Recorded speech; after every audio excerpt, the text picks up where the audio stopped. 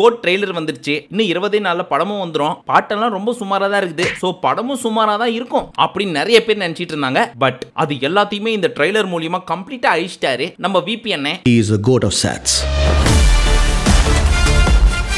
நம்ம ஏற்கனவே சொல்லியிருந்தோம்ல, படம் எப்படியோ கதை எப்படியோ அவரோட ஸ்கிரீன் பிளே மட்டும் ஃபெயிலே ஆகாது. சோ ட்ரெய்லரை வச்சு பாக்குறப்போ பயங்கரமான ஆக்ஷன் த்ரில்லரா இருக்க போகுது அப்படின்றது நல்லாவே தெரியுது. அது மட்டும் இல்லாம தல ரெஃபரன்ஸ், சின்ன வயசு விஜய் பாட்டுல வேணா நான் ஃபெயில் ஆயிருக்கலாம், ஆனா BGMல நம்ம ஃபெயில் ஆகிறதுக்குலாம் வாய்ப்பே கிடையாது ராஜா அப்படின்னு சொல்ற மாதிரி ட்ரெய்லரை பாக்குறப்போ ஒரு நல்ல நம்பிக்கை கிடைக்குது. சரி, இத பத்தி டீடைலா பின்னாடி பேசுவோம். பட் இந்த ட்ரெய்லர் நமக்கு என்ன சொல்லுது அப்படின்னு கேட்டீங்கன்னா, நம்ம தளபதி பிரசாந்த், பிரபுதேவா, அஜ்மல் இவங்க எல்லாருமே சாட்ஸ் டீம்ல ஒண்ணா வர்க் பண்றாங்க. சரிங்க. சாட்ஸ்னா ஸ்பெஷல் ஆன்டி டெரரிசம் ஸ்குவாட். அப்ப நம்ம தளபதி அவர்கள் ஏதோ ஒரு சிச்சுவேஷனுக்காக தாய்லாந்து போறார். அங்க போய் ஒரு பிரச்சனையில மாட்டிக்கிறார். அதுக்கப்புறம் என்ன நடக்குது அப்படின்றத படம் பாக்குறப்ப தான் தெரியும். என்ன இவ்வளவு விஷயத்தை சொல்றீங்களே, யாருன்னு நீங்க? ஒன்ன மாதிரி நான் ஒரு திருடன் தான். அதுக்கப்புறம் நம்ம தளபதிக்கு ஒரு குழந்தை பிறகுது. அவர் யாருன்னு பார்த்தா குட்டி தளபதி. ட்ரெய்லரை வச்சு பாக்குறப்போ இவர் தான் படத்தோட வில்லனா இருக்குமோ அப்படின்னு லைட்டா டவுட் வருது. இல்ல சரி, வெயிட் பண்ணி பாப்போம். சோ இந்த ஸ்குவாட்ல இருக்க எல்லாருக்குமே வயசானதுனால பெரிய ப்ராஜெக்ட்லாம் பெருசா எடுக்காம இருக்காங்க. அப்பதான் ஒரு த்ரெட் வருது. சென்னையில ஒரு முக்கியமான இடத்துல நாங்க பாம் வச்சிருக்கோம் அப்படின்னு. சென்னையில ஏதோ ஒரு இடத்துல பாம் வைக்க போறாங்க. அந்த முக்கியமான இடம் எது அப்படின்னு பார்த்தா நம்ம சேப்பாக் ஸ்டேடியம். ஆமா, உனக்கு எப்படி பாத்தீங்க? அந்த பாம் வெடிச்சுதா இல்லையா? இந்த பாம்பை வச்சது யாரு? மோகன் எதுக்காக தளபதியை பழி வாங்கணும்னு துடிக்கிறாரு? ரிவெஞ்ச் எடுக்கிற அளவுக்கு 20-25 இயர்ஸ்க்கு முன்னாடி மோகனை என்ன பண்ணாரு நம்ம தளபதி? இது எல்லாத்தையும் தான் பத்தி பேச போது இந்த கோட் படம். ஏதோ சொல்றீங்க, நான் எதுவும் சொல்ல மாட்டேன். சொல்லவான்னா எல்லாத்தையும் சொல்லிட்டியே.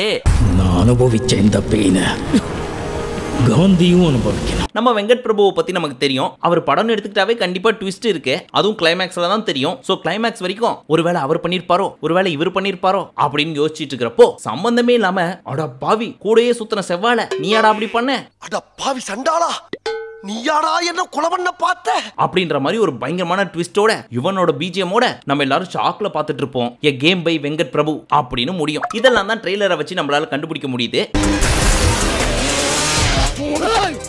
பிரச்சனையை விட்டு நீங்க ரெண்டு பேரும் சண்டை போட்டுட்டு இருக்கீங்க. ஆனா ஒரு சீன்ல பாக்குறப்போ நம்ம அப்பா தளபதியோட ஒர்க் பண்ண பிரசாந்த், பிரபுதேவா இவங்க எல்லாருமே தளபதியோட பையனுக்கு அகைன்ஸ்டா நிக்கிறாங்க. தளபதி அதை பார்த்துட்டு பயந்து ஒளிறாரு. அப்போ நம்ம அப்பா விஜய் அப்படியே கண்ணை திருப்பி அவரோட நண்பருக்கு அகைன்ஸ்டா காமிக்கிறாரு. இதெல்லாம் வச்சு பாக்குறப்போ கண்டிப்பா பையன் விஜய் தான் ஏதோ பண்ணிருக்கணும் அப்படிங்கறத நம்மளால புரிஞ்சுக்க முடியுது. நீங்க நினைக்கிற மாதிரி நான் அவன் இல்ல. ஆனா இந்த சீன்ல தளபதி இருக்காரு. அந்த நரச்ச முடி யாருன்னு பார்த்தா அருணாச்சலத்தோட பையன். அதான் மங்காத்தா கிளைமேக்ஸ்ல வந்து நம்ம தலையை போய் பிடிப்பாரு. விநாயக் மகாதேவ். அப்புறம் பிரபுதேவா இருக்காரு. பிரசாந்தையும் காணோம், அஜ்மலையும் காணோம். அப்பா அவங்க தான் இதுக்கெல்லாம் காரணமா? எஸ் பாஸ், அவங்க 2 பேர் இருந்தாங்க. இல்ல அவங்க செத்து போயிருந்தா இப்படின்னு படம் பாக்குறப்ப 1008 கேள்விகள் நம்ம மண்டைக்குள்ள ஓடிட்டு இருக்கு. எப்படா செப்டம்பர் 5 வரும், எப்படா தியேட்டர்ல போய் இந்த படத்தை பார்க்கலாம்னு சொல்லி ஆர்வமா இருக்கு. பட் என்ன பண்றது, மத்த ஊர்ல எல்லாம் 4 மணிக்கே ரிலீஸ் பண்ணி விட்டுருவாங்க. ஆனா நம்ம ஊர்ல 9 மணிக்கு தான் வரும்.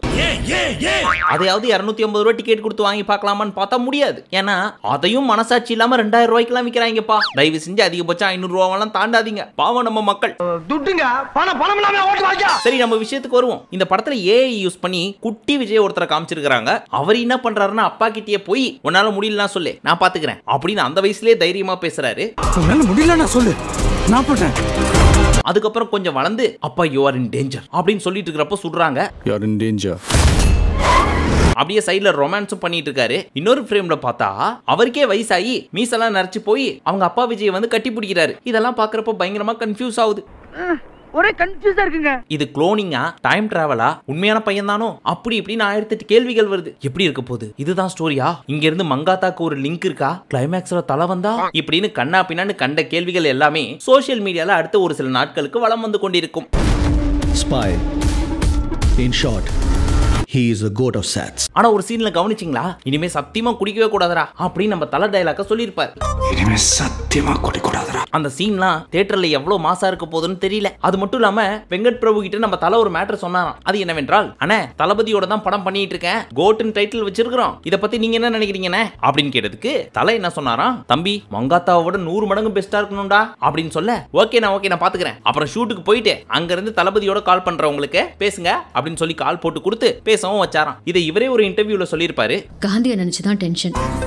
இப்ப இப்பெல்லாம் அலோஃபா சுத்திட்டு இருக்காரு, வீட்டுக்கும் டைமுக்கு வரதில்ல. ஆனா அதுல தான் டவுட் வருது, கண்டிப்பா ஏதாவது ஒரு சீன்ல நம்ம தலை வருவாரோ, ஏதாவது ஒரு லிங்க் மங்காத்தாவோட இருக்குமோ அப்படின்னு.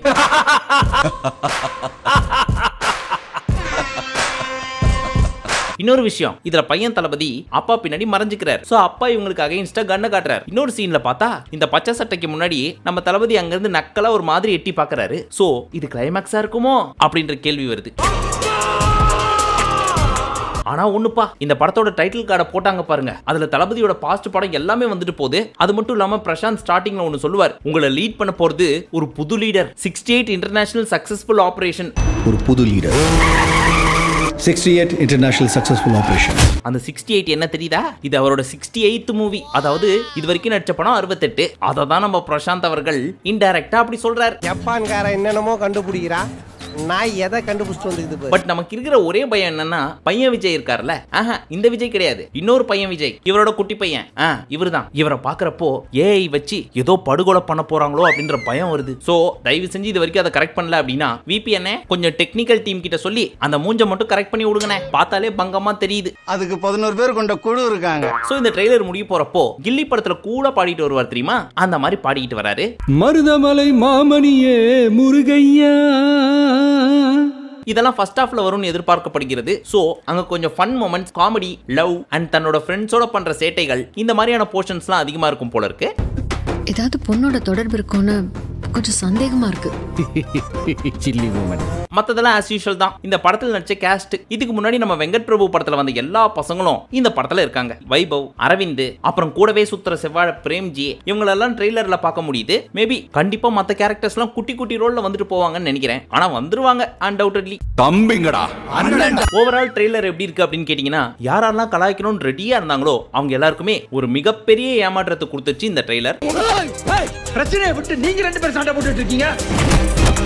ஏன்னா இந்த ட்ரெய்லர் ரிலீஸ் ஆக போறதுக்கு முன்னாடி கலாய்க்கிறதுக்குன்னு ஒரு கேங் இருந்துச்சு. அதுலயும் முக்கியமா இந்த கங்குவா ட்ரெய்லரை பார்த்துட்டு ஐயோ சிறுத்தை சிவா படமாச்சே, எப்படிலாம் கலாய்க்கலாம் அப்படின்னு வெயிட் பண்ணிட்டு இருந்தாங்க. ஆனா ட்ரெய்லரை பார்த்ததுக்கு அப்புறம் எல்லாருமே திரும்பி பார்க்குற அளவுக்கு பயங்கர மாசா பண்ணியிருந்தாரு நம்ம சிவா. சோ அங்கேயே ஆடியன்ஸ் ஷாக்டு, சிவா ராக்டு. நம்ம சிவா எல்லாத்தையும் கெடுத்து விட்டுருவாருன்னு பார்த்தோம். கடைசியில அந்த பீஸ் சூப்பரா பண்ணி வச்சிருச்சு. இப்போ கோட்ல இருந்து பெருசா எதிர்பார்க்கிறோம். கண்டிப்பா படமும் ஊத்திக்க போகுது. அப்படி இருக்கிறப்ப ட்ரெய்லர் எப்படி இருக்க போகுது அப்படின்னு ரெடியா இருந்தாங்க. பட் அதுக்கெல்லாம் வாய்ப்பே இல்ல ராஜா அப்படின்ற மாதிரி சூப்பரான ஒரு ட்ரெய்லர் கட். எப்படின்னு யோசிக்கிறீங்களா? எப்படி வரப்போகுதுன்னு வெயிட் பண்ணி பார்ப்போம். ஆனா ஒன்னே ஒன்று, தயவு செஞ்சு கதையை மட்டும் யாருமே ப்ரெடிக்ட் பண்ணாத மாதிரி சிறப்பா பண்ணி விட்டுருங்கண்ணே. ஏன்னா அடுத்த படம் தான் இவரோட கடைசி படம். அதனால இண்டஸ்ட்ரியை விட்டு போறதுக்கு முன்னாடி நல்லா ஓடிச்சுன்ற பேரோட சந்தோஷமா அரசியல் பயணத்தை தொடங்கட்டும். சோ பார்த்து பண்ணி விடுங்க. சரி, ட்ரெய்லர் உங்களுக்கு பிடிச்சிருந்துச்சா? எக்ஸ்பெக்ட் பண்ண மாதிரியே இருந்துச்சா? பிஜிஎம்லாம் எப்படி இருந்துச்சு? என்ன பாசிட்டிவ், என்ன நெகட்டிவ் அப்படின்றதெல்லாம் மறக்காம கமெண்ட் செக்ஷன்ல சொல்லுங்க. அடுத்து உங்களை கோட் மூவி ரிவ்யூவில் விரைவில் சந்திக்கும் வரை நன்றி, வணக்கம், நமஸ்தே, நமஸ்கார். சீக்கிரமா கோட் ரிவ்யூலாம் பார்க்கணும்னு நினைச்சீங்கன்னா மறக்காம 2.0 சேனலை சப்ஸ்கிரைப் பண்ணி வச்சுக்கோங்க. ட்ரெய்லர் ரிலீஸ் ஆன 1 மணி நேரத்துல 3.5 மில்லியன் வியூஸ் தாண்டி போயிட்டு இருக்கா. Do you think you can stop me? Do you think you can stop me? No one can stop me.